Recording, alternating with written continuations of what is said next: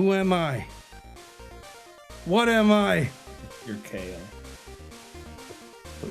But Kale has a beard. You have a beard. Oh. You should take off your beard. Take off your beard.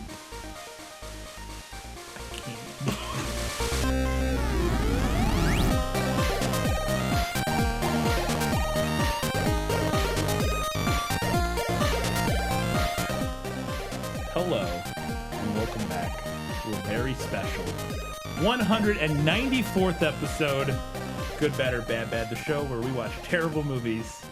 Such a perfectly round number for this event. I tell you that you should too. We didn't look. People were like, "Oh my God, Cade would be the perfect episode for your 200th," and we agreed. Mm-hmm. But also, our 200th episode is going to be in like 4 months from now. Yeah. It's like in July at the earliest.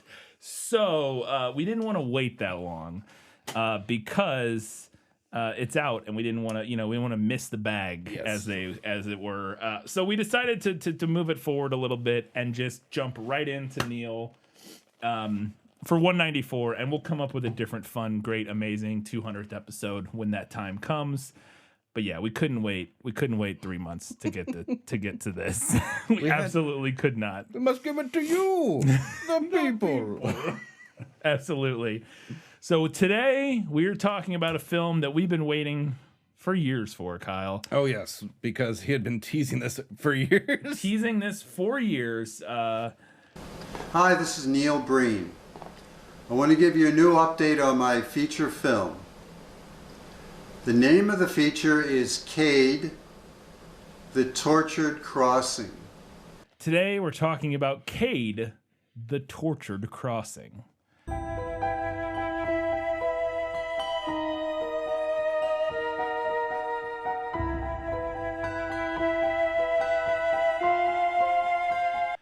So, this is... God, this wig sucks. This is Neil Breen's 5th motion picture? Sixth? Hang on. Double down. Fateful Findings. I Am Here Now. I Am Here Now. Pass Through. Twisted Pair. Cade. 6th feature film. And we have covered all of them. For people who ask, which happens quite a bit, I Am Here Now is not up on our channel. The rest of them are. I Am Here Now got copyright claimed / struck by the man himself. For whatever reason. We learned that his middle name starts with an F. Yes. For whatever reason, that one specifically, he decided he needed to copyright strike us on. So he wanted to make sure it was not here. Yeah. Now. Yeah.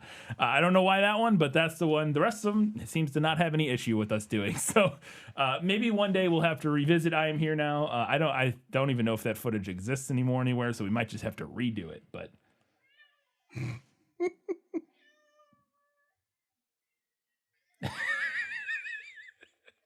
I may have forgotten to close the door completely. It's fine. Well, it's fine.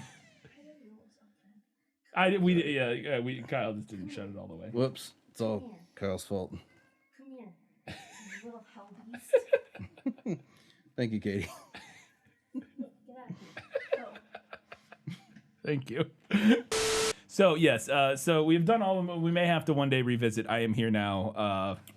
Do our own 6-film masterclass. Yes. Because we've never, I remember, I realized upon watching this, so I reread, I didn't rewatch Fateful or Twisted Pair before watching this, but I did reread the synopsis to kind of refresh myself a little bit, because this one is the first sequel. Yes. Like, this is legit. The first direct sequel. There's also, I think in Twisted Pair there was a hit at Yes. As we discussed, the Breenaverse is real. He listened to us and decided to make the Breenaverse happen. The fairy walks into the room. A movie fades up. It's Pass Through! Breenaverse! Yeah! Neil Breen!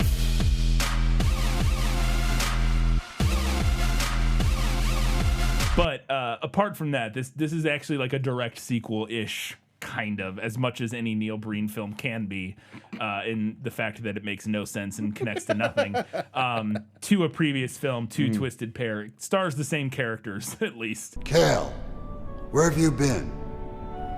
I knew you were here. I could feel your presence. I'm so ashamed. Cade, look at me. They're twins, separated at birth. Kale they've both been genetically modified, I think, to some extent. With like components and stuff. And but Kale more so or something, and he is degenerating. Yeah. Deteriorating. A force had taken us. We were separated from our family. As time went on, we were subjected to reprogramming of our DNA and cells, making us more humanoid. My twin brother Kale was not successful in his missions over the years. The Force eventually decided to remove his powers and release him. Degenerating or whatever. He says something, some specific word over and over again that I cannot recall. All it is it's Neil Breen just being like, who am I? What am I? Who am I? What am I? It's just a lot of repeating double down lines. You look like, I don't know what you look like. I look like a really bad version of like a D&D dwarf. You look like a dwarf. That or Billy Mays. It's one diggy of the diggy two. hole, diggy diggy hole. I am a dwarf and a digging a hole. That is where we're coming in with Cade, the Tortured Crossing. And boy, we'll get into it. Let's just get into it. There's no reason to dilly-dally. Let's get into it. We open up. We have to get into it because I have 6 pages of notes, Kyle, and we don't have that long. So this can't be a 3-hour episode. So we open up on a 3D stock model of Earth. Yes. Which he has used before in other films. I'm going to see how long you last in that beard, Kyle. I bet it's not the whole episode. Probably not. And Shutterstock yes, got a credit in this film. As it always does in Neil's films, because he uses lots of stock footage. And it opens up Neil Breen's Films, LLC. Let's go. I'm ready.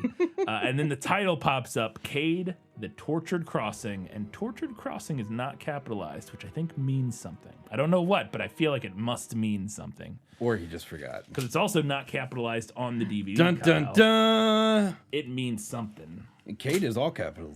Yeah, that's what I'm saying. So why not capital? I don't know. There's got to be something going on there.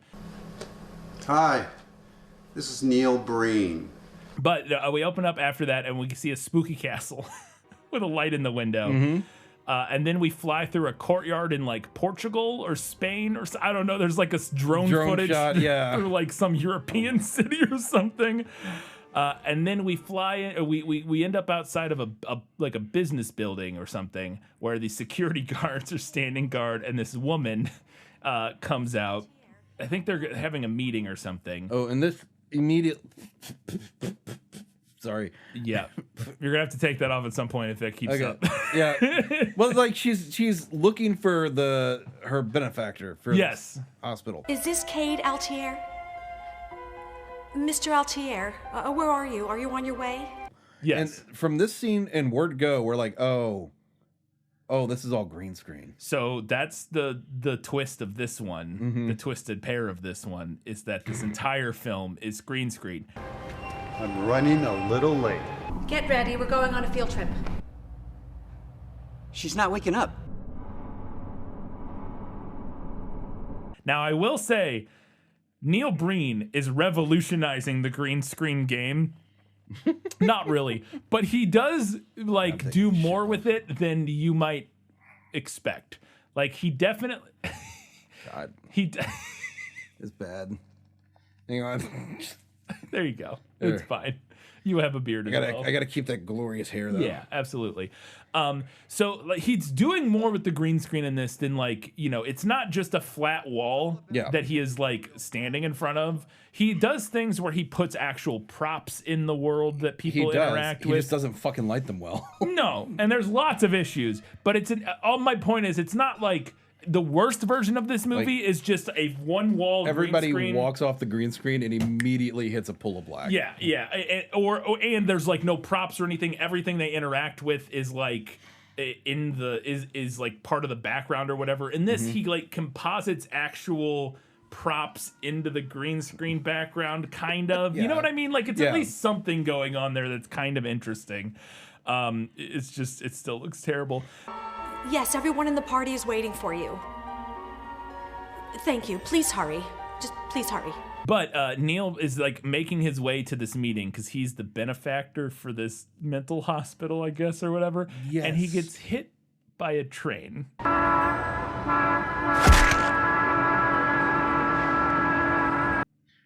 And Kyle... And just gets mildly perturbed by it. This is the first moment that made me go, oh no.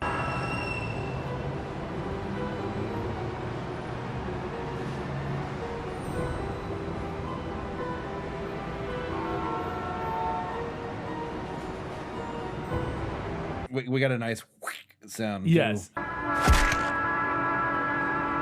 But I went, oh no, he's on to us. He's doing this on purpose.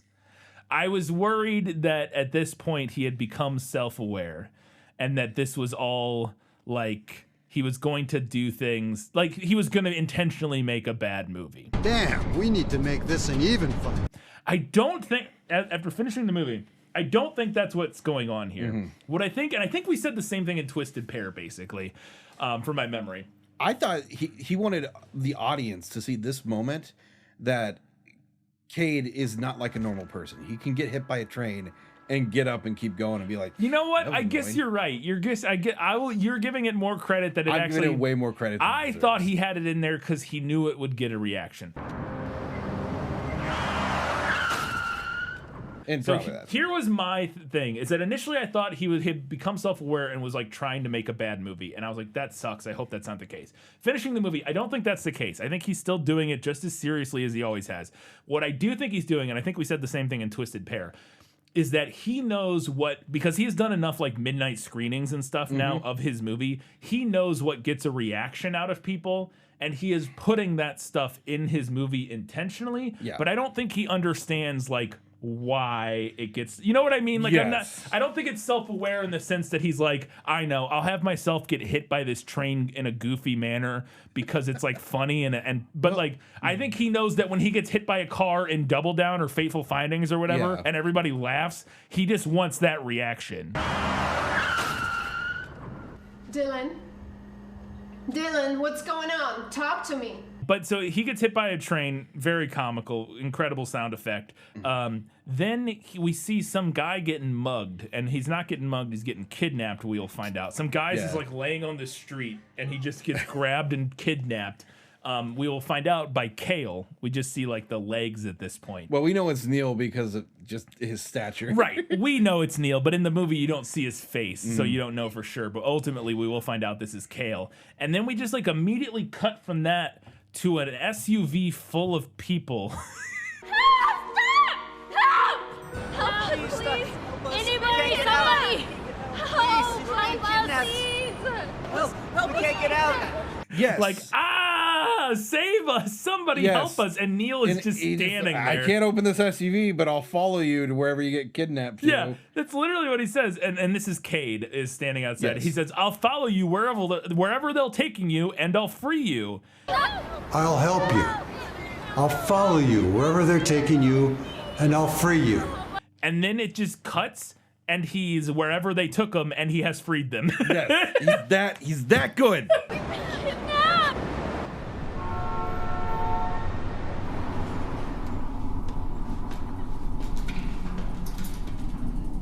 Get out of here. We like cut to a different location, and he's like, "Go, get out of here. I gotta fight these guys." We find some people in some ski masks. Yes, and then I love he jumps off the steps with these people, and he's got this great close-up, and he goes, "Damn. Damn, we need to make this an even fight." And then I think he clones himself.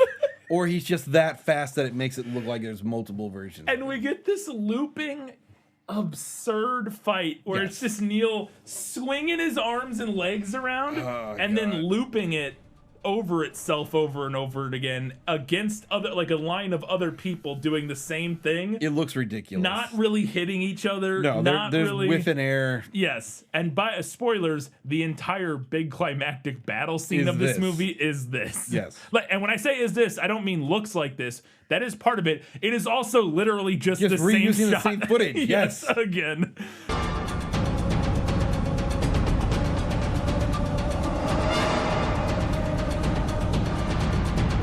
So he saves these people, and he beats up these guys. It fades out and then fades back in, and they're all dead on the ground. Yes.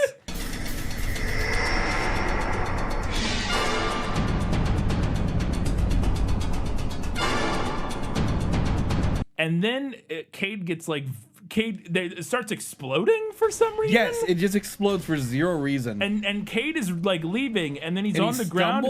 And he gets swallowed by the explosion. He gets vaporized. I was like, oh no, Cade died in the opening of the movie. Quick. Wow, we're gonna have to see. No, he's fine. Yep. Fuck you, he's fine. He gets introduced at that frickin' benefactor dinner or whatever. We just missed him.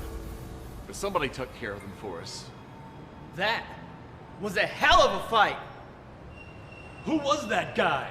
Yeah, he shows up at the dinner. He's like, I just had to kill a gang of 10 kidnappers by myself. I'm on my way. I'm running late.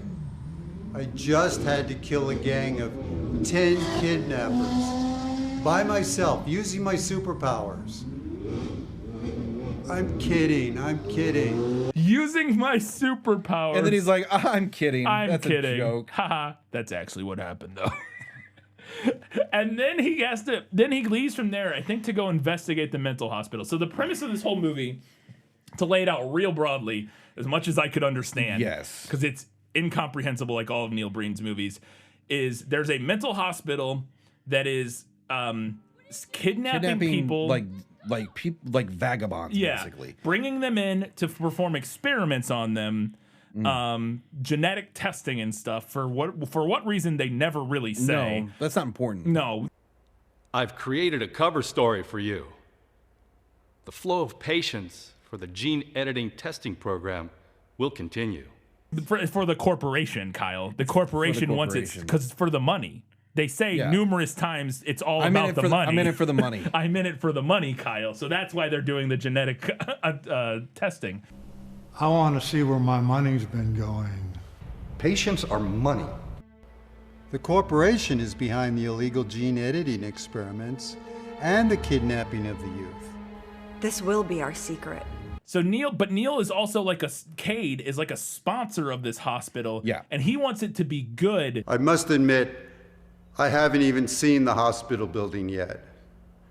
But I have driven by. I think it's a worthy project to take on for the sake of the patients. But he doesn't realize, at least initially, that there's this bad thing going on there. And then once he starts to find out, he has to go investigate and stop the bad thing that's happening there, I think. What the hell's going on here? So we see him driving, I think, to the mental hospital. Or no. Wig is getting itchy as shit. Oh, yeah. He's driving somewhere, though. He really wants you to remember that he has a Ferrari from Fateful Findings. It's his Ferrari from Fateful Findings, sitting in front of a green screen, doing like the 1950s movie driving. Like, yes. And then I love it. Cuts to stock footage of a different. It's the same model of Ferrari, but like clearly not his driving down the highway. It's incredible. It's so good. And then the whole time there's like racetrack.wave sound effects like happening over it. It's amazing.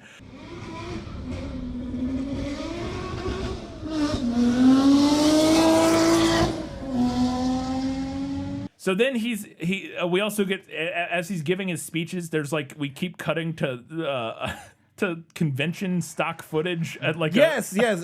The whole time I was like conference. Yeah, it's like a conference, a crowd like, yeah, good job. The keynote speaker just announced Windows XP. Yay. The worst part of this is the kind of shit that I use in my job.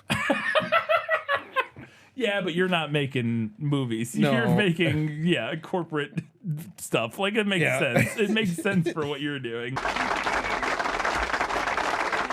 So he's helping remodel this hospital, but at this party, he gives this big speech, like a very inspirational speech about people with like physical and mental disabilities and how he wants to help them live their life to the fullest, basically. Must uplift them and not stand in their way or inhibit them. Yes. I will make sure they live their lives to the fullest.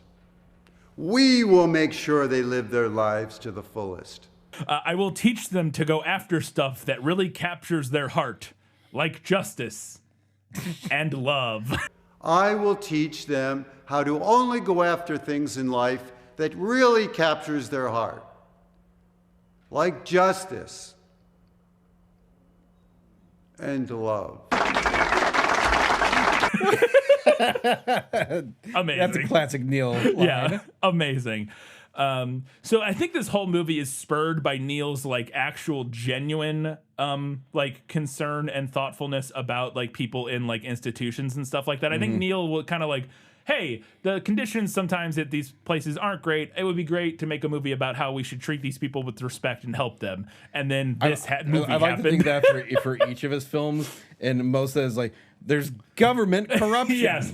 I've been hacking into government and corporate systems all over the country. All over the world. That is most of them. Most of them is there's evil government. And it's also this one, to be fair, because I believe the cops are slightly corrupt, or somebody at least. Well, I mean, they're the cops. ones funneling like the like the yeah, exactly. So I keep saying vagabond, but they're like literally, they're like just on the street. Yeah, we don't know anything about them, but they're all dressed identically. Yes. They're all wearing the same gray T-shirt when they get picked up or whatever. Yeah. At this party, then we meet the hospital directors. It's like these two nurse ladies who like run the hospital. I do like how one of them was like, "Hi, I'm the hospital director, and I'm the co-director." Hi, I'm Tom. I'm the police chief around here. Hi, I'm Dr. Megan Burns. I'm actually the director of the hospital here that's bringing me down. Hi, I'm Dr. Megan Kurtz. I'm the co-director of the hospital. But there, so we meet these two nurses, and we will find out ultimately one of them's the good nurse and one of them's the bad nurse. Yes. One of them's evil and is working with the corrupt corporations to do testing, and the other one is not. They're being trafficked and tested.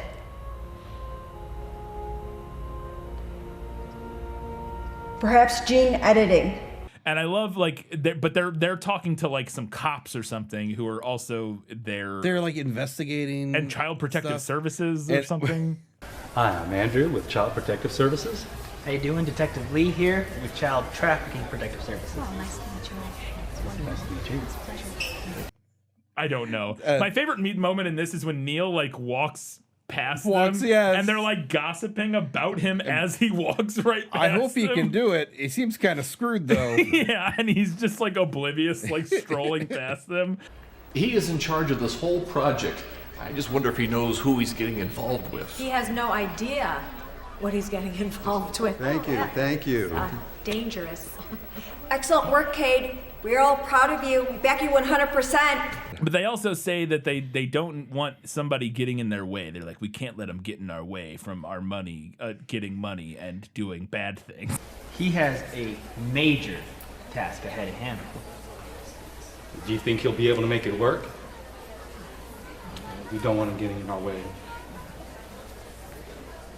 But I love, like, as they leave the cops, I guess they're going to try to solve this because they're like, the youth trafficking is disgusting. We got to stop this. And then the other cop's like, oh, yeah, we're going to stop this for sure. This is absolutely disgusting. We need to stop this. Oh, yeah, we're going to stop this for sure. Great. I guess they're on the case. Fantastic. Then we cut to the mental hospital, and this is where they're going to take them on a field trip. They got to take... Yeah, hey, we're going on a field trip. Everybody get up. Yeah. Get ready. We're going on a field trip. And I love when we cut to every footage, every shot of the mental hospital is the most dilapidated building background you've ever seen. This is like a building that's been abandoned somewhere in Europe for like decades. Yeah. I love that there's a shot when they walk in for the field trip thing. There's a guy like leaning against the wall, but it looks to me like he's very clearly just pretending and holding his hands up against a wall that's not there. Yeah. And then he brings them down. But they're going to take them out on a field trip. And when they all load into the SUV from earlier, and I love that this asshole driver guy shows up and is like give no him crutches. Hey, get those things out of my SUV. Get them out. This one too. No crutches in my SUV. It's like, wait, what? Why not? Insane. Now, this actor playing this role has been with Neil from the beginning. That's insane to me. Yeah. You said, you told me this before we started recording. He's the cameraman? The cameraman. Yeah. He's been the cameraman for Neil since Double Down. His name is, I think in the credits, it's John Mastagiacomo, I think that's what it is. And I remember seeing that name in the Double Down review. It was the only name that wasn't Neil Breen in the credits. That's incredible. This was Neil's best friend, apparently. And he's gonna take these kids out on a trip to the countryside in his SUV. But he's, it's boring. It's a long, boring drive. You gotta have some drinky. Gotta have a little couple beers on the way, couple empty Miller Lights on the way out as you're driving out.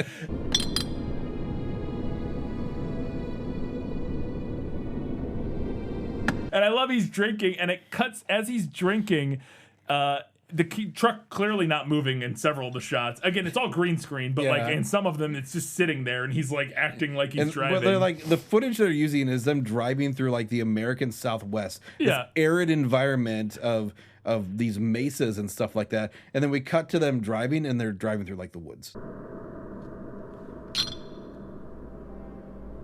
Yeah. Yes. Yeah.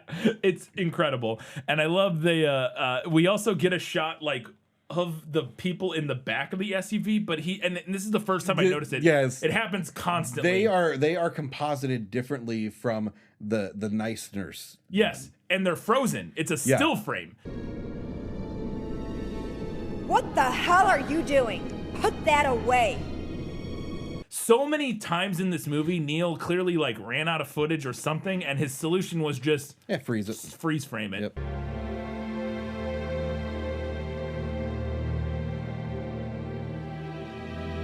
For a while, I guess. Like he does it constantly. But I love the people in the background are clearly freeze framed, and then the nurse is compositive in front of them, and she's like, "What are you doing?" There's a single frame. You'll be able to get this. Maybe it's 2 frames. But there's like a single frame where it cuts to it cuts the background of the kids behind her, or the patients behind her, and it's just her in front of the woods, and then it cuts to the car. Incredible. Yeah. Be careful, you fool. But yeah, they crash, and we get some great crash footage for a second of the people in the car.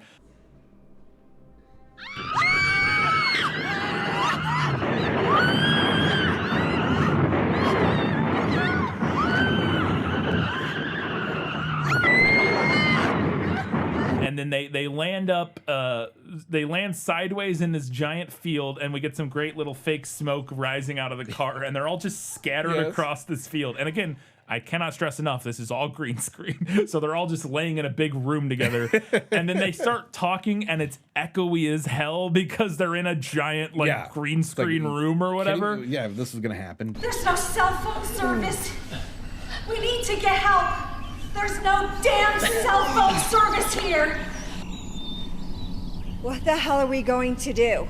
Say a line. Repeat the line. Repeat the line, yes. There's no cell phone service. There's no damn cell phone service here. Meanwhile, we get maybe the best, right after this, we get maybe, in my opinion, the greatest scene in the entire film. The tiger? Yes.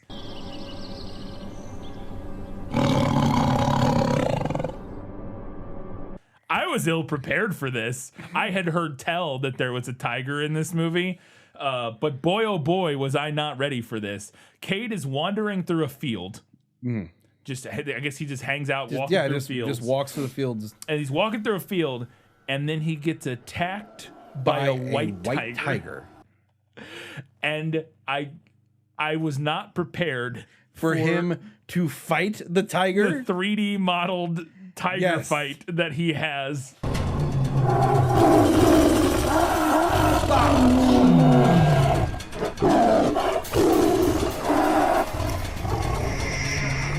Yes. That is insane. It is him fighting a CG tiger for like 2 minutes, and it's the clumsiest. It's incredible. I feel so sorry for this woman that did this, because in the credits I have her credit as 3D the person who modeled it. Her name's like Emily something, but my God, woman, I'm so sorry. Oh my God, it's amazing. It's so funny. It goes on forever. He just wrestles this tiger.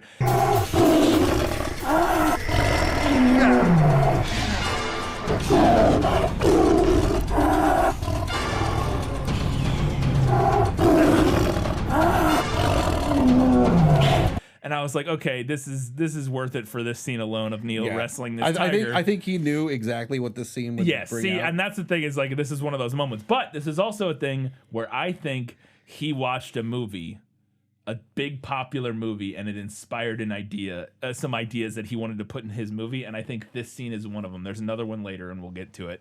But I think he watched RRR. Have you seen RRR?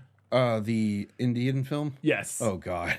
In the very opening of that movie, the main character like wrestles a tiger. Nice. And I think, or one of the main characters like wrestles a tiger. And I think Neil watched that movie. There's another scene later that actually, I didn't think of it at this scene, but there's a scene later that made me think, oh, he watched RRR and decided, I want to do that. The Bollywood films are pretty freaking wild. Yes, I think that's what happened. I don't know if the timelines match up in production, but I think they do. But my favorite detail about this is this is just like that scene from Twisted Pair where he abducts that woman and brings her home and they like wrestle. Yes. And then it turns out they're married the whole time. I'll teach you to ignore me. You were supposed to meet me at 8. Bitch. You can't fight me. He starts fighting this tiger. And you think like, oh, they're in a death match or whatever. And Neil I guess he hears the crash or something like that. Yeah. Or notices the crash. Like, oh, we got to stop. You got to stop. We got to get out of here. They're friends? He's just friends with this white tiger. It's his spirit animal.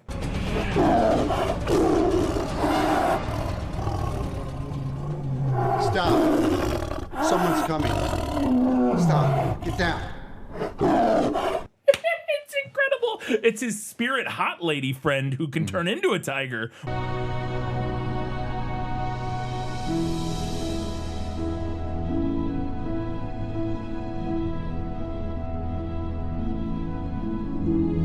Or a tiger who can turn into a hot lady. I don't know. But my favorite thing is that after this ends with the 3D tiger, it like walks away, and then we see footage that is very clearly of a regular tiger desaturated to look black and white. I saw that. I was like, that's just a regular tiger. That he very clearly like desaturated, and then it turns into a lady in a white dress, and I was like, what is fucking happening, Kyle? What the fuck is happening? But then he like leaves the tiger lady, and she again whatever turns into a person. He goes and he meets up with the people in the field. We had an accident with our bus in this country road. There's no cell phone service. He's like, come back to my castle. Come to my place. I have a place not too far from here. Yeah. I've got a home over the mountain. You're welcome to stay there. And he drags them away. His castle is that like incredibly defensible castle. Isn't it in like Austria or something like that? I have no idea. It's some real castle somewhere. It's like on a plateau, and it's like you're not going to invade that. No. But he gets to this castle, or he starts taking him to this castle. But as he's leaving, there's this one scene where one guy as they're leaving the field, one guy falls over, and Kale appears and like tries to grab him, and he starts screaming, and then I guess he got kidnapped is what's supposed to have happened there. Maybe I don't know. It's insane.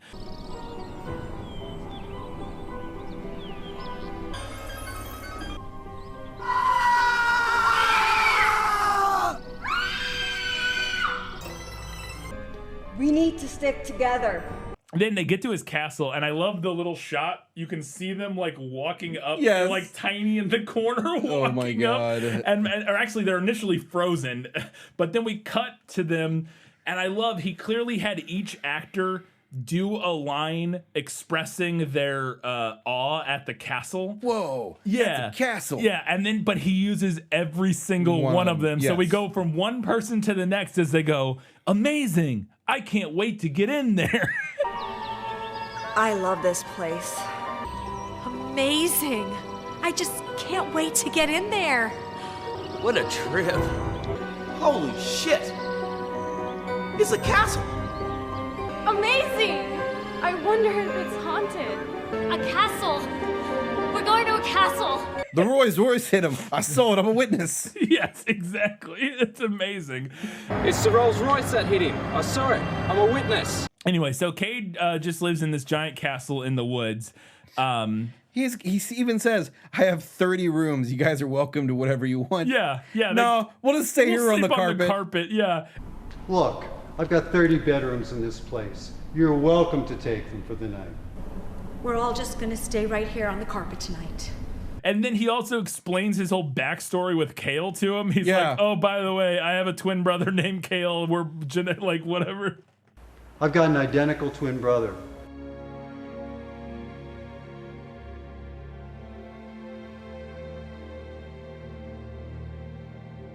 I haven't seen him for years.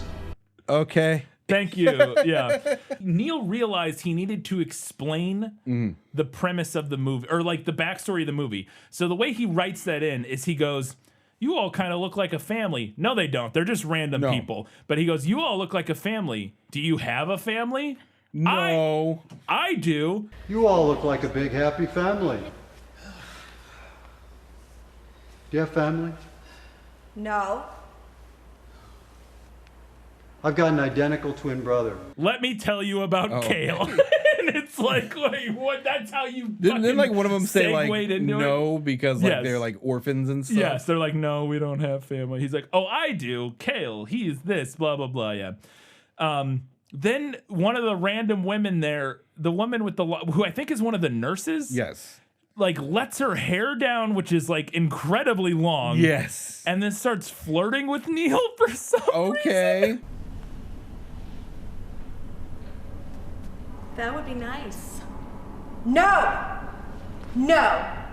It's like hitting on him. She's like trying to follow him upstairs, and the other is like, no, you get down here right stay now. With us. You get back down here right now. She talks to her like a dog. She's like, no. You get back down here. You get back down here right now, girl. Come back down now. Get down here. I can't move from this position. Yeah. I was like, come on. She just wants to go bounce on Neil Breen's old man junk. Let her go. Come on. That would be nice. No! No! Meanwhile, then later that night, the young blonde girl who's one of the patients wakes up and starts wandering around outside for some reason. Yeah. And gets stalked by Kale. In her dream. Is it her dream? I think so. Is that what's going? Because Kyle, spoilers, these characters will die and undie like 30 times in this movie. What did they do to you? I'm so sorry. Don't let them make a sound when moving the patients. And don't damage them. And I could never tell what the fuck I have no clue what the fuck supposed to be happening. This is an idea that had about 30 minutes of story stretched out to the nth degree. And the 30 minutes of story it had don't even make any sense. No. But then yes, he just repeats shit over and over again. It makes no sense. We can make a difference with their kind. We will make a difference.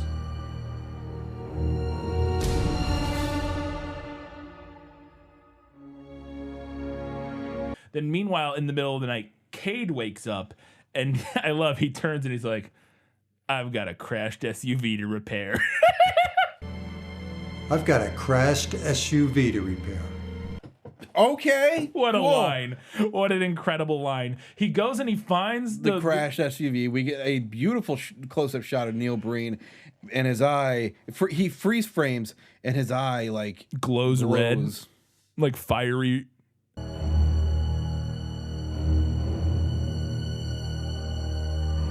And then the SUV is just fixed. Like morph tools back into an SUV. And I was like, did he just use eyeball magic to repair an SUV? Because that's crazy. I don't understand what's going on there. Then I guess it's the next morning. They're all waking up. And I love this. Very clearly, Neil Breen was standing behind the camera yelling, okay, now a stretch. You're tired. You're waking up. Now stretch.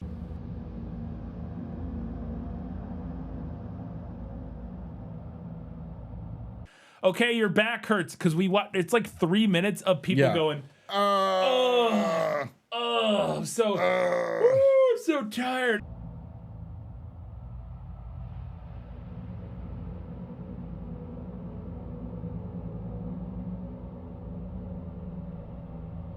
And I just can imagine Neil be like, no, you're tired. You're still stretching. You're still stretching. Now you're back. Now twist. Okay, now start walking this way a little bit. Okay, right. Now stretch your back again. It's like, what is happening? Neil, let him We got it. We understand. They're waking up. Jesus Christ. God.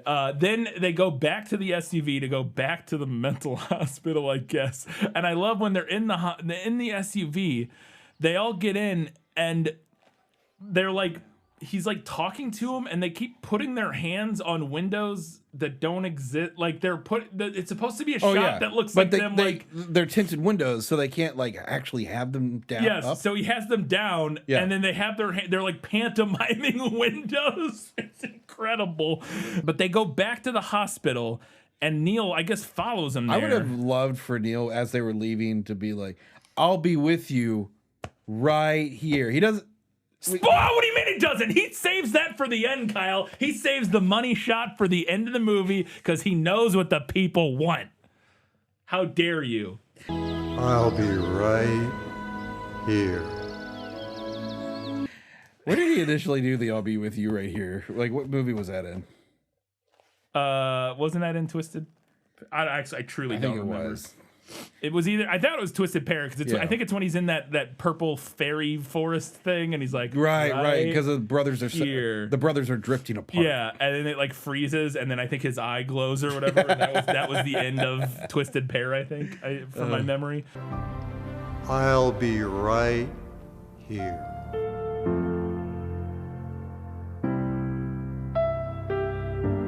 But he goes to the mental hospital and he gets mad at the nurses or doctors or whatever because it's like a shithole. He's like, "What? This place sucks. What am I giving you all this money for?" Yeah. What the hell's going on here? We're doing the best we can. We're trying. We're trying.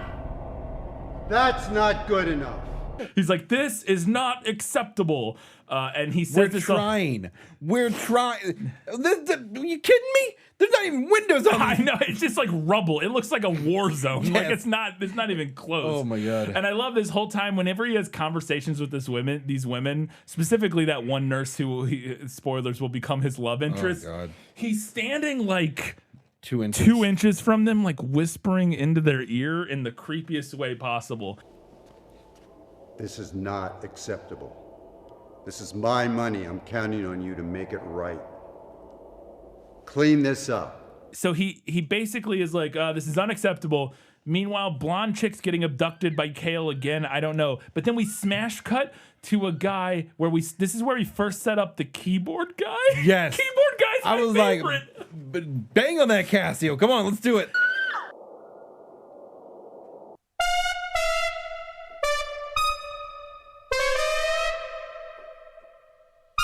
He's got a Casio keyboard sitting in this bombed out bedroom. Yeah. Just like, I thought he was.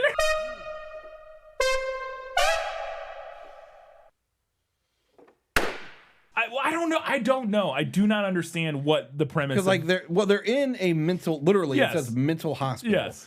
But like half the people, well, I mean, it's not spoiler because it's literally the plot. They're just kidnapping people off the street and bringing them there. Yeah. So like the mental hospital part is a cover up for the actual experimental. Yes, genetic testing or whatever they're doing. Yeah. Yeah. So the fact that he's acting like a fucking crazy person. I don't know, man. I have no idea. None of it makes any sense.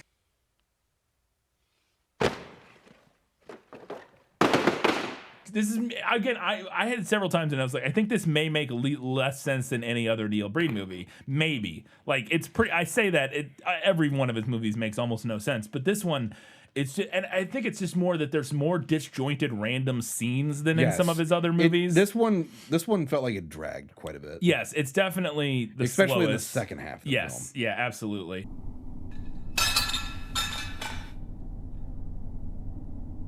Anyway, so some dude's playing keyboard. Then we cut to a conference room with the largest conference table I've ever seen in my life. This conference table is like 40 feet wide. It's incredible. But some company is donating money with Cade, but we will find out that this company is also the one responsible. Evil company. Yes. Mustache twirling. Yes, they are the corporation, as they will be referred to several times over the course of the movie. As chairman of World XNG Industries, I'm very proud to be co-donating a check to the hospital. They're doing the gene editing experiment, and then Kale is working for the company, the corporation, and he's the one kidnapping people. I assist in the kidnapping of the youth to become experimental patients at the hospital. My payment for this is access to the gene editing drugs for my use. He says that by just saying, I assist in the kidnapping of the youth. Yeah, he's kidnapping these kids. He's working for them so he can get the advanced genetic testing stuff to keep him alive longer. Yes, because he's deteriorating. Yeah. Degenerating or whatever. Also, he just seems to steal pills from this hospital. Yeah. Because he says like he's doing the he's kidnapping the kids so that he can get access to this genetic experiment. But then we also see multiple shots of him like seemingly surreptitiously like taking pills. Yeah, and he's just drugs taking and all stuff. types of pill bottles. Yeah, it's just okay, sure. That I guess is supposed to keep him alive. And then including a scene where he goes down to the morgue and there's some dead person, which I love this shot. Draining her? Yeah, I love this shot. It's a very clearly a flat like picture of a morgue wall, but then he has an actual like bed coming out. Again, some of the compositing he's doing here is kind of interesting, where it's like this 3D, perspectively, 2D. it kind of works. Yeah, and it all looks terrible, but in a fun, weird way sometimes.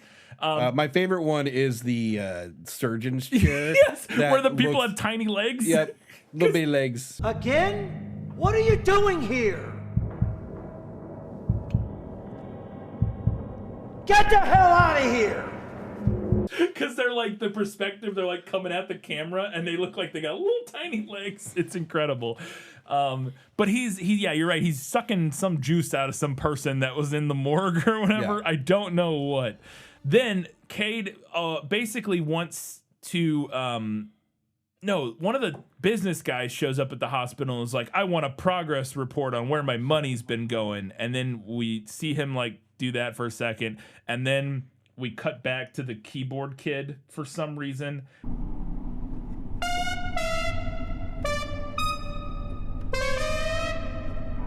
We will cut to the keyboard kid like a dozen times over the course of the movie, and every time I do not know what it has to do with anything. It's just a kid, it's dude slamming on a Casio keyboard. Well, no, because we get a payoff eventually. Oh yes, that's the setup. I guess that's the only reason this is in this movie, is to set up the best scene in this movie.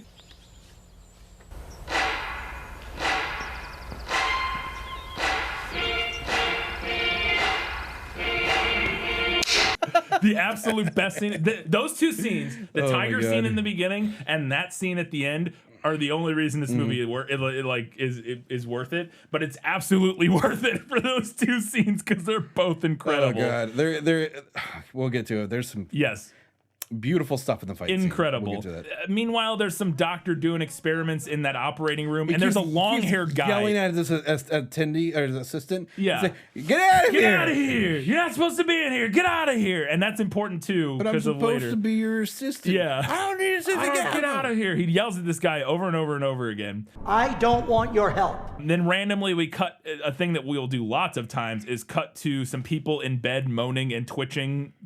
Just like, we're so miserable in this. And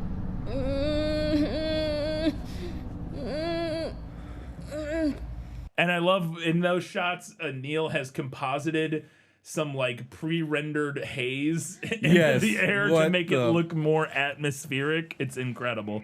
Meanwhile, the good nurse, I love there's this great shot I just have to talk about where the good nurse walks into a different operating room. There's like two operating rooms we see. One of them's the one where the people have tiny legs. The other one is like the one where Neil gets the drugs out of eventually, and it's like a bed laying in the middle of the room, and the nurse walks in from the doorway. The bed is right there, she can see it, and there's a body laying on it. She walks in like 2 feet from it, walks all the way up to it, gets in front of it, and then goes, "Oh my God!"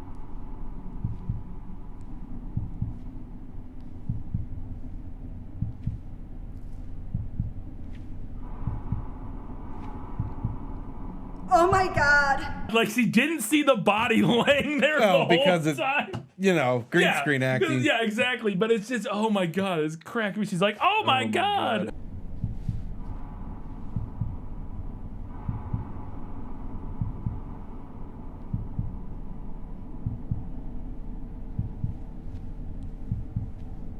Again, this is where the movie really starts descending into like nothingness, where it's just like random scenes. It's literally people waking up with like blood coming from their eyes and nose randomly.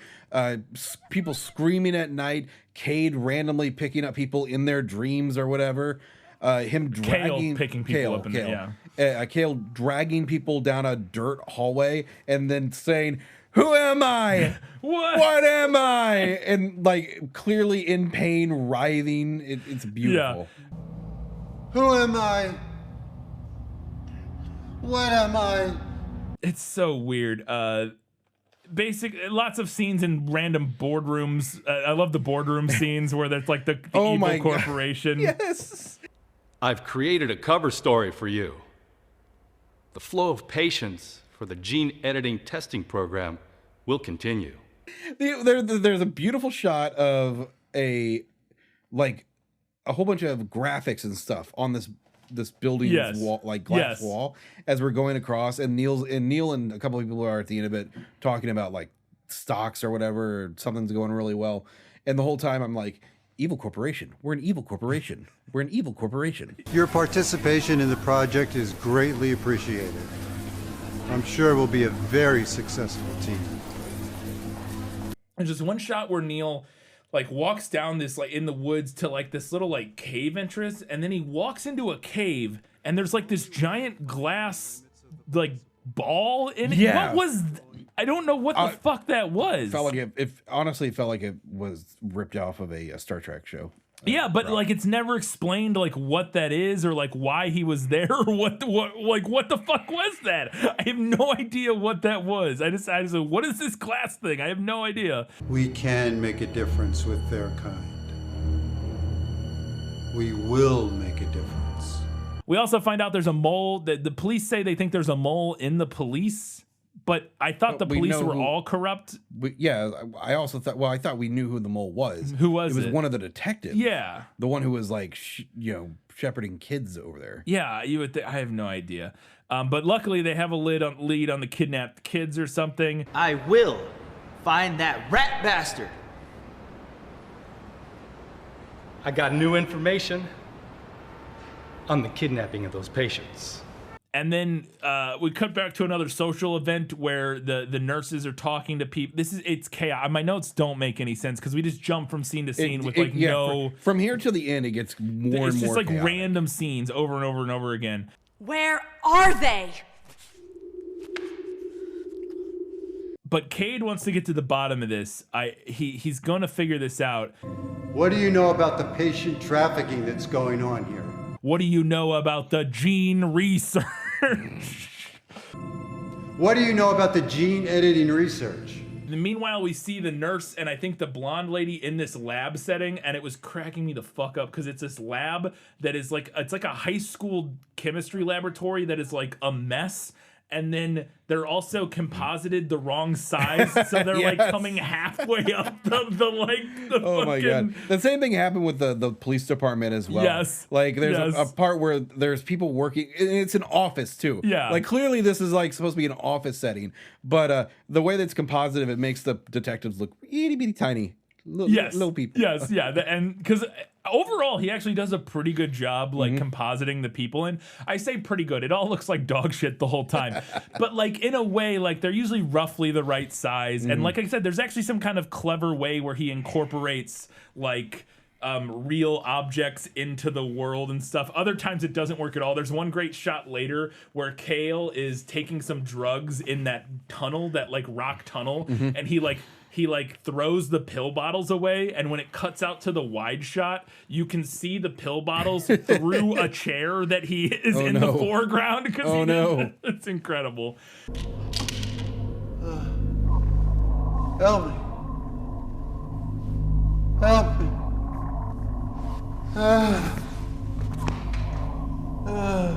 Oh, Oh, there's this other great shot. So we talked about that one guy who keeps getting chased out of the OR, like that little operating room that one doctor keeps chasing the long-haired dude out. There's this one great shot. One of the times after he is like, get out of here, that guy like mopes back to his room. Yes, and just flops onto that mattress. Oh my god. Flops onto a mattress. The mattress, I must stress, is in the background. It is not a real mattress, and he like falls onto it and like clips through it.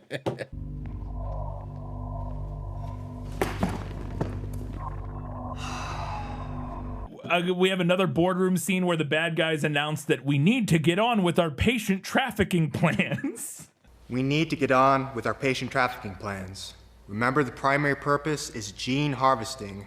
It's just, and that's why there's so many moments like that where it's like, look, as this movie went on and it got crazier and crazier, I kept thinking more and more that this is absolutely not Neil Breen in on the joke. This is Neil Breen making the same nonsense he's always made, but just worse. Epiphany, why this does not work as well as the other ones. He has more actors in it that's not him explaining things. So like from a directing standpoint, he basically just gives them like a line to say, repeat, kind of an emphasis, maybe a little bit of like what to feel in the scene, and that's it. Like Double Down, it's all him, and he's doing his A game. Can't go on with this. I can't go on with this. I'm an American. I love this country. My country. And so I will say, because I've heard a lot of people complain that like about the movie being all green screen and about how it's not as fun because of that. Mm-hmm. I agree, but I also think it's really interesting because, again, I would completely agree if all the green screen he did was just like him standing in front of a green wall and like just giving lines or whatever. They are our humanity, and no emotional nor physical disability that they may have should hold them back.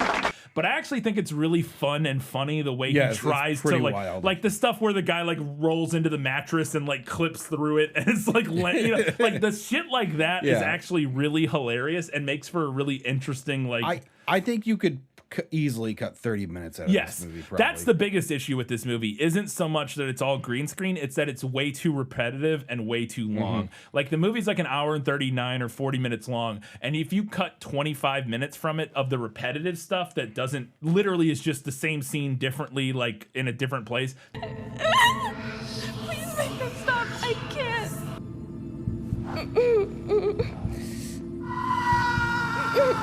You just trimmed out like 25 minutes of it, this would be on par with, I think, some of his other movies. And I love that he's trying different things. I want Neil to do different things. A true auteur. Yes, he's like, this time he decided we're doing all green screen, baby. We're going to do this. This is going to be its own whole thing. I hope he does if he continues to make more movies. I hope he does go back and starts working in the real world again. I think that would be fun. I needed to see Neil Breen do a Kamehameha wave. That's all I want.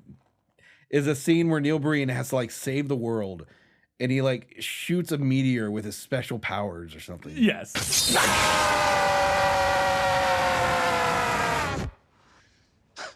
Is that all you got?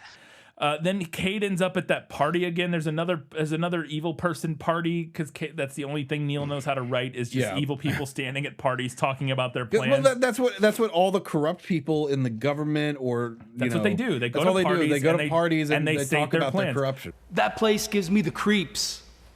Scares the shit out of me. Seeing the patients there. I love that this is during this party. As a member of the corporation, I can assure you we take safety very seriously. Well, as a member of the corporation, I assure you that we take the safety of our research very seriously. Incredible stuff. My favorite detail in this party towards the end is that you can tell that he told them all to pretend they were talking before starting their actual lines. So as he cuts to the conversations in this scene, you can see the people going yum num num num num, and that's when I said that as the member of the small conversation. Yeah, exactly. As an officer of the law, Well, as the director of the hospital. But you can see them faking a conversation and then start their actual lines, and it's amazing. Yeah, I love it. Great. As a police officer, the health and safety of the patients is of the utmost importance to me. I am so happy to hear that. Thank you so much for everything that you do. But then we end up in court, and the other thing that was crazy about the end of this movie is, to me, is it felt like it was like out of order. Yeah. Like it felt like scenes happened in not the right order. Because he goes to court and he's like, we gotta fix this mental hospital and we gotta help these people. He's the judge. Yes, he's standing in the judge seat. The patients deserve the best that we can give them. And this law will do just that. They deserve every opportunity to succeed. I was like, that's not Neil. That's not where you would be. Are you the judge? I don't understand.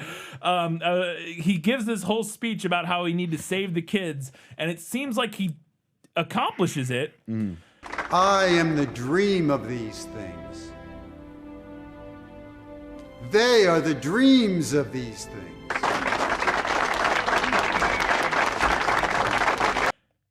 But then we see right after that, also, I love the shot of them going into the court. There's there's like all the pillars and the people standing everywhere. The perspective's way off. And they're just like filing into the They're also like they're going up steps. Yeah. But they're on a flat plane going up diagonally. It's amazing. It's great. It's so good. Also, I love that we have an unbroken backing track of like background talking ambient like sound that continues from the party, unbroken and unedited, all the way through the court scene. It just runs the entire time. Oh, God. It's amazing. Thank you so much for everything that you do.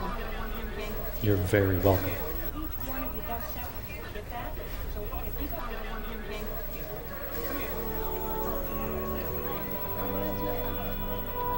But I think he saves them, but then we cut outside the court and he's standing 2 inches from the nurse again. And she's like, I really don't know where they're taking them. It might be near the hospital or in the hospital. I really don't know where they're taking them, but I think it may be near the hospital or in the hospital. Okay. Incredible. Yep. And then we cut and they're back at the hospital. And I'm like, what was the courtroom scene? I thought you were saving them. What did that do? I guess maybe the idea is like, oh, you thought you could do this through the legal means of the courts? You're an idiot. We gotta renegade. We got the government vigilante bought justice. off. Yeah, maybe that's the idea. I don't know. But they end up back at the hospital, and we get this random 3D render of a carousel and the tiger lady appears on it for some reason. Yeah. And then there's these horrifying faceless child statue thing. Like, what the fuck is happening? He gets back to the mental hospital and he's standing. Cade is there and he's standing in the bedroom where they're all sleeping, and he gives this incredible line. Good night, sweet princes and princesses. Dream your sweetest dreams. And I was like, what the hell? What is happening? And I think you're right. Maybe the dream thing is relevant. I did not ever get that there was dreams involved in this. Also, the other thing we were getting into, because this is where he starts the training montage, right? Yes. Yeah. Neil Breen wanted his own X-Men. Very good, very good. The more we practice, the stronger you'll become as a warrior for the truth. Oh, sorry. This isn't the training montage yet, actually. Sorry. We get the most important scene, in my opinion, before the training montage. Yeah, we better talk about that one. And does this happen maybe this is in the dream? Oh, the dance sequence? Yes. Maybe. Yeah, you heard that right. Dance sequence, motherfucker. We get a dance sequence in a Neil Breen movie. There's an entire dance sequence in this Neil Breen movie. I couldn't believe it. The kid... This dance sequence either belongs in High Kicks or Dancing in Zone.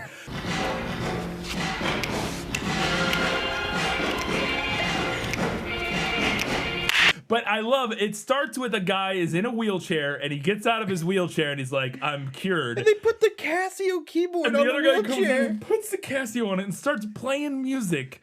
And then we cut to this wide shot in the courtyard of this mental hospital, and they all start filing in. Yeah. And they just start dancing, Kyle. To choreography, too. Yes, they start doing terrible choreography together. Yes.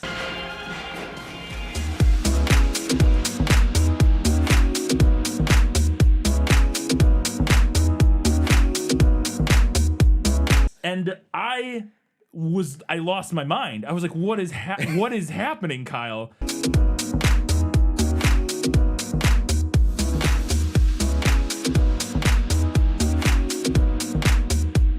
How is this?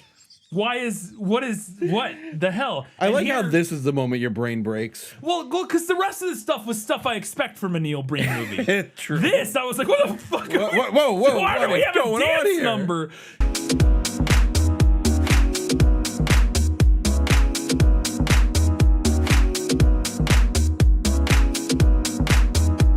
Here's what I think, and this was the other scene that made me think Neil Breen had watched RRR. This was the scene that made me think it initially. Well, because it's an Indian film. There's a big dance number, or Yeah. there's several, but there's the one big main dance number in the middle of RRR, and I bet Neil saw that and was like, that's fucking awesome. And he's right, it is fucking awesome.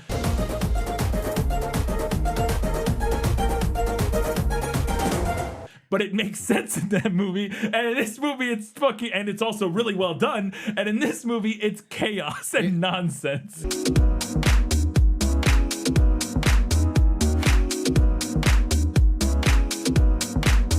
Saying dance sequences make sense in Bollywood films is that's stretch.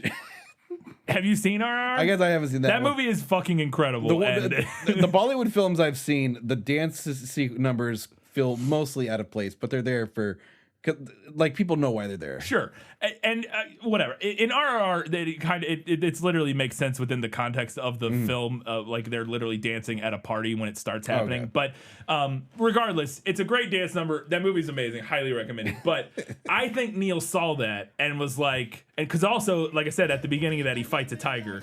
I think Neil saw that and was like, this movie's fucking awesome. I need to do this. I must do this. How hard could it be to choreograph a whole dance number?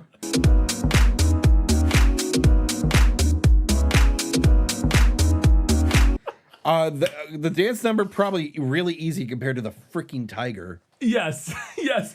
But all these people come in and dance, and I love at the end, you can just hear them like, oh, thank God we're done with that. Holy shit, that was all. They like high five each other at the end.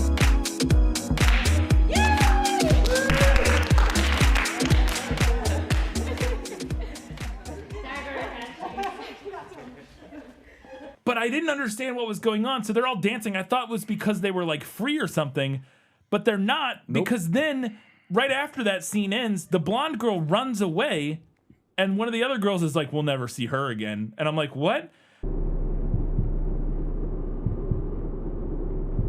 We'll never see her again. And then I think she gets like killed or something. What did they do to you? I'm so sorry. Because she ends up on the OR table, the blonde girl, and it seems like she's dead.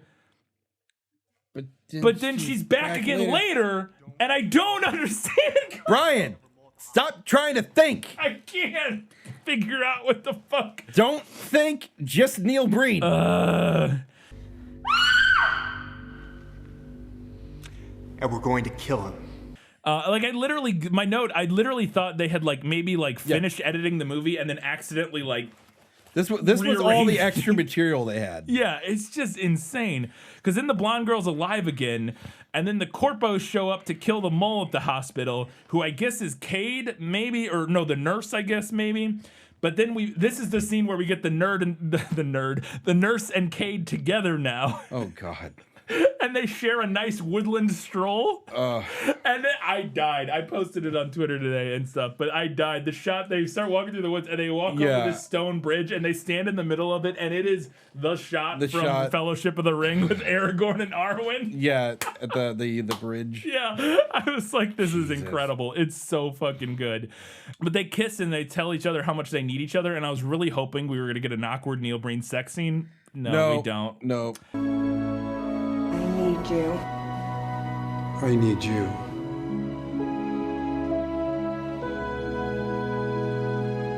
unfortunately. We cut away. Kale's physical disintegration is proceeding at a rapid pace at this point. Yes. My AI systems are failing me, and my physical disintegration is proceeding. After this, Cade goes back to the mental hospital, and this is the training montage. Yeah. He's got to teach them all to fight. He's got to get them all ready. And I love his lines to these people as he's teaching them to punch, and they all just do the same dump. They're just like throwing random punches. Good training. Nice. Very nice fighting technique. You must keep practicing and you will become stronger. The more we practice, the stronger you'll become as a warrior for the truth. Eventually, a society of brave hearts will arise. Like, what the hell? Eventually, a society of brave hearts will rise. Meanwhile, he's talking to Good Nurse about their plans, I guess, to save everybody while they're being spied on by Evil Nurse in the hallway or whatever. But then we cut outside to the courtyard, and the patients and Good Nurse are ready to fight the bad guys that are here. Who are they? I don't know. They just showed up. Good question. But they're like shit talking. You're fine. We're almost done. They're like shit talking the bad guys, and I love that the Good Nurse is like, "You're one of them. How dare you?" And the other guys are like, "Yeah, get him, yeah." You're one of them. You bitch. This is what we've been practicing for.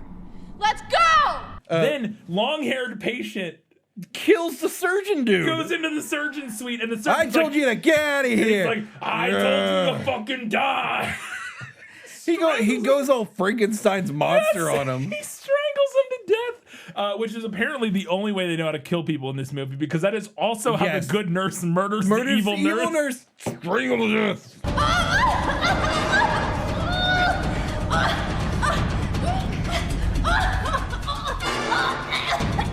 Strangles her to fucking death. Is this where we get into the crazy fight? Yeah, well, before that, we cut back to the boardroom, and I don't know why this happens, but we cut to the boardroom, and we just get one line where one of the corpos is like, "Patients are money," and then an explosion happens. Patients are money.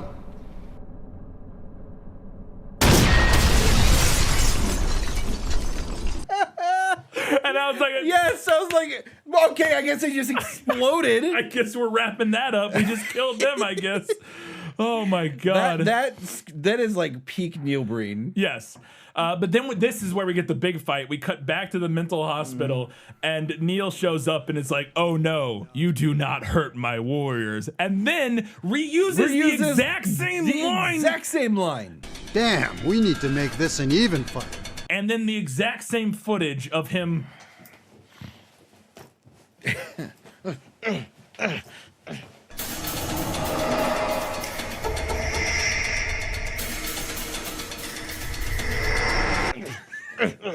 And then it cuts, and we start getting everybody fighting. And this is where the fucking, why are we doing X-Men all of a sudden, Kyle? What the fuck is this? But Brian, I am the winged warrior. I am the winged warrior.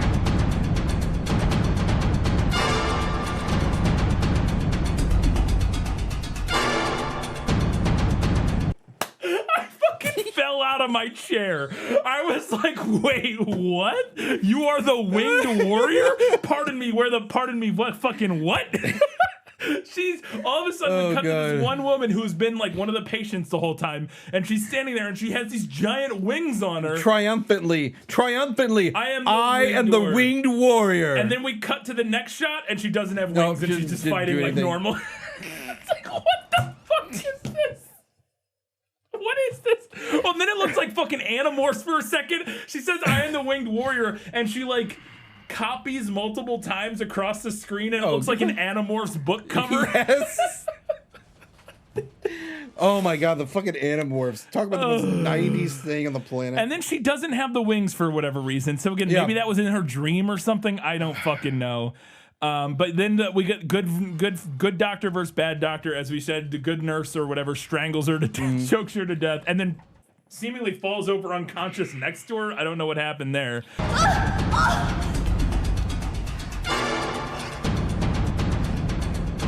Neil is the only person left standing. Yes. Well, real quick, I gotta mention. I don't know if you noticed this, and it's in the credits, so it's even more obvious. But I noticed it during the movie. All of the good guys, the people they're fighting, are just themselves, in different clothes, which could be a thing on purpose.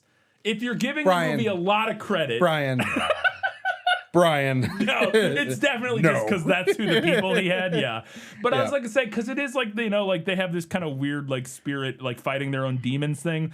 I think it would work if they had been fighting literally themselves. Like if each person had been matched up against literally themselves. They had their mirror fight. Yes, but they're not. They're like fighting each other like different people. But it's it's so funny. Anyways, they're all dead except Neil, like you said, but they're not. But they are. But they're not. Who knows? They're all laying on the ground, seemingly dead. The cops show up for some reason. What happened? We got a 911 call. They said there was a big fight and their bodies everywhere. Freaking Neil Breen just says, "Police chief, there's nothing here for you." But it's all fighting and stuff. And the cop shows up and all he goes, the bodies were here. Yeah, he's like, what do you got there? Because Neil is holding the wings. Wings. What is that? They're wings from a winged warrior. Chief, there's nothing here for you. These are the wings of a winged warrior. What are you talking about? What the fuck are you talking about? I could not understand what was going on. But he dismisses the cops and they're like, all right, God, I guess there's nothing here for us. I said there's nothing here for you. Right, here for you. Go. Fine, we'll fucking leave. Jesus. Stop yelling at us. But they leave and then Kale shows up. With his face like completely just making a mess. And Kyle, how does he feel? Ashamed, maybe? Yeah. Does he feel ashamed? I think he feels Does he think he feels ashamed? I feel ashamed. Cade, I'm so ashamed. Cade, it all went wrong. Cade, I'm so ashamed of what I've been doing. Everything's gone wrong for me. It's all gone wrong. I'm disintegrating, Cade. I'm so ashamed. Everything fell apart. I'm so ashamed. Kill me. Kill me, Cade. Kill me. Kill me. Kill me, please. And then, with tears in his fucking eyes, Kyle. He got that goddamn Somebody walked up and they whipped out the Visine. Yep, and dribbled some tears on his eye. With tears in his eyes, he holds his hand in the air and summons a fucking plastic Halloween sword from fucking Spirit Halloween. Oh, God. And impales Kale in the top of the fucking head with it.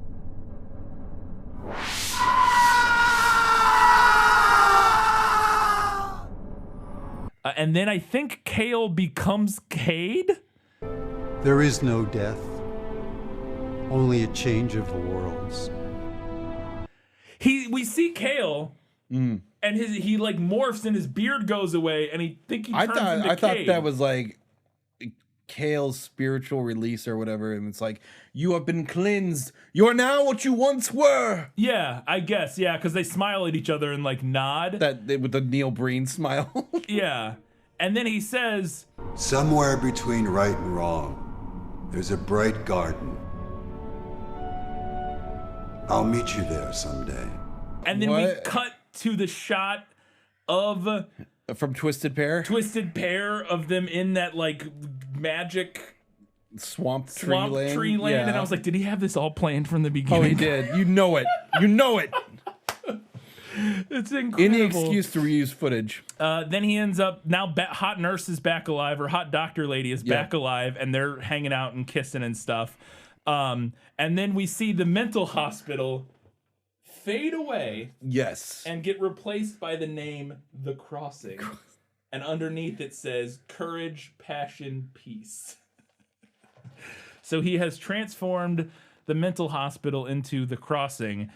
Meanwhile, hot tiger lady shows back up again and is with the patients who are alive again. And then she becomes the tiger again. And they all like wave goodbye. Oh, they're all frozen, sorry, in time, because they're still frame. She's like waving and like blows a kiss or something. I don't know. Then he does the thing. He saves it for the final moment as he's saying goodbye to them. I'll be with you right here. Right here. And I was like, fuck yes, you will, Neil. I'll be right here. Always. always and forever. God. And then we watched him and the nurse just like hug and talk about how they'll be together forever for like 10 minutes as they wander through a field. Yep. And then the movie just slowly ends, fades out. I love there is one shot though of Neil turns and looks right dead ass into the camera, and then his eye glows red, and I was like, oh God. I'm not sure if you noticed throughout this whole film, the music actually mixed. Oh no, I didn't know. They're actually like, for what it needed, like swelling music, there was there tension, it was there, stuff like that. It's because he either hired or convinced somebody or something. He got like one of the students from Las Vegas University to work on this thing. Yeah, and they have him down there as a sound mixer or whatever. Well, so there you go. But yeah, then the credits start to roll, and the most disappointing thing, which I think he started doing this with the last one, I can't remember. He doesn't do the fake companies anymore. Damn it! He just puts his name on everything. Well, it just says Neil Breen on like every. One credit. of them it was like scouting and location. I was like, motherfucker, you didn't go anywhere for this. He scouted the fucking built like whatever studio he shot all this in. Spectra Studio. Oh, is that what it was? I think that's what it says in there. Yeah, he scouted that location.